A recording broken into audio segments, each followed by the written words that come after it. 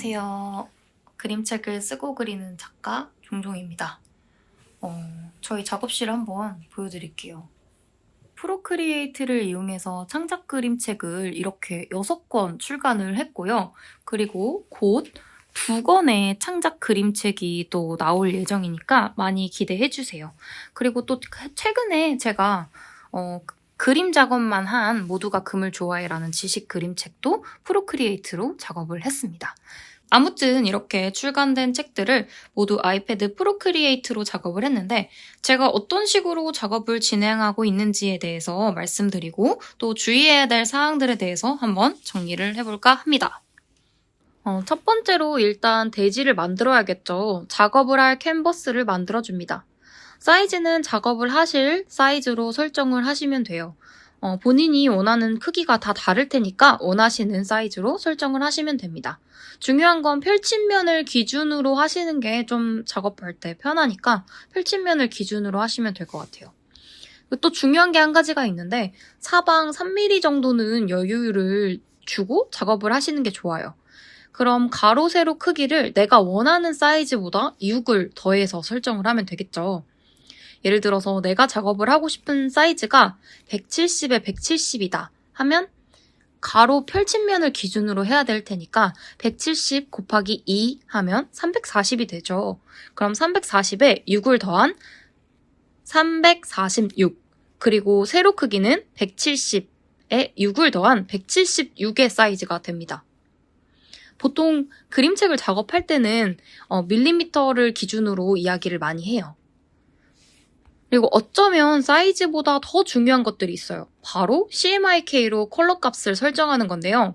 CMYK와 RGB의 차이를 설명하기는 너무 길어질 것 같고 저희는 그림책이라는 인쇄물을 작업할 것이기 때문에 CMYK로 설정해주면 됩니다.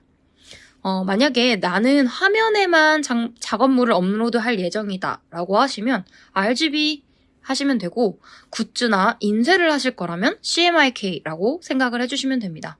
저는 나중에 그린 그림으로 굿즈를 만들고 싶거나 책을 만들고 싶을 수도 있다고 생각을 해서 무조건 CMYK로 작업을 합니다. 그리고 캔버스를 만드실 때 또 중요한 게 있어요. 300 dpi로 무조건 설정을 하시는 걸 추천드립니다.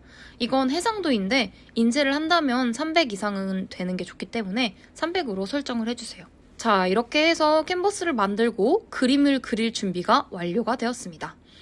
예시 파일을 하나 보여드릴게요. 이건 출간된 책 중에서 가장 최근에 작업한 모두가 금을 좋아해라는 과학 지식 그림책인데요.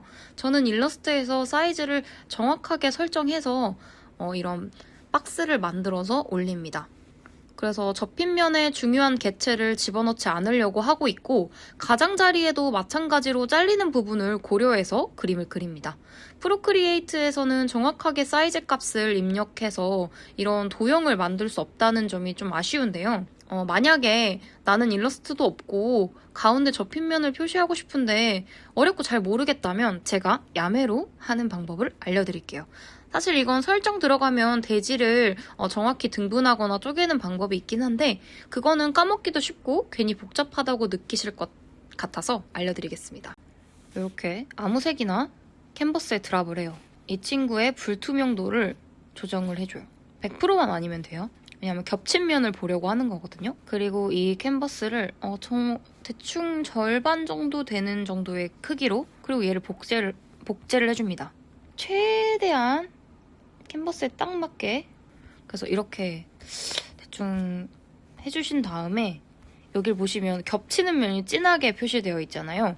이게 가운데 부분이라는 거예요. 얼추. 그래서 이 가운데 부분에다가 선을 이렇게 그어주시면 그래도 대략 가운데가 어딘지는 알 수 있게 되는 거죠.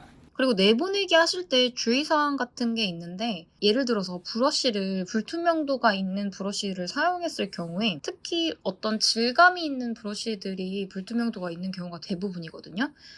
이렇게 수채화 느낌이나 구아슈 느낌이 나는 브러쉬가 겹쳐졌을 때 색감이 진해지거나 텍스처가 있는 브러쉬들은 거의 다 불투명도를 가지고 있어요. 근데 이런 브러쉬로 작업을 하셨으면 내보내기 할 때 합쳐서 보내셔야 돼요.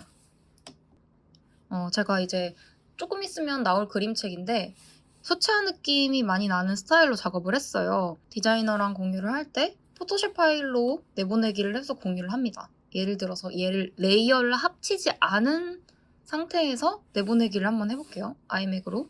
딱 봐도 색감이 이상해졌다는 게 느껴지시죠? 이거랑 이거랑 너무 다르죠? 이거 인쇄 색감 이렇게 나온다고 생각해보세요. 너무 소름 돋지 않습니까? 저도 왜 그런지는 잘 모르겠는데 그렇더라고요. 이제 정말 수정 볼 게 없다고 하면 레이어를 다 합치고 PSD 파일로 공유를 합니다. 이렇게 해서 제가 오늘 프로크리에이트로 작업을 하실 때 정말 꼭 지켜야 되는 것들에 대해서 간단히 설명을 드렸고요. 다음 시간에 부디 빨리 돌아올 수 있도록 노력하겠습니다. 안녕. 서점도 놀러오세요.